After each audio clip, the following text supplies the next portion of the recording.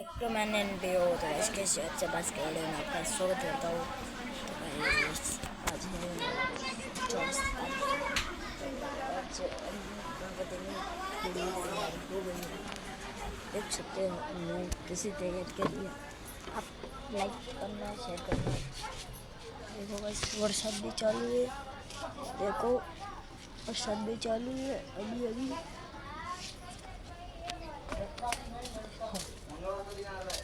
चलो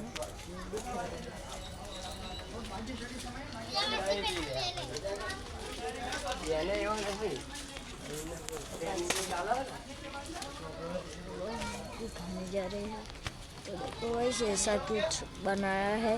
तो मेरा भाई ने वो रख दिया है बाइक, तो थोड़ी ओ उसका बगड़ नहीं जाता है ना, ठीक है।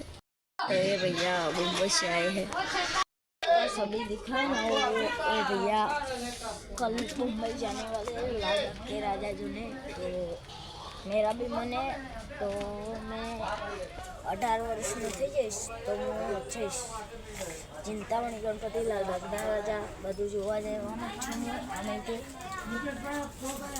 અભી આપણા મુંબઈનું ગુજરાતમાં તો देख सकते हो आप।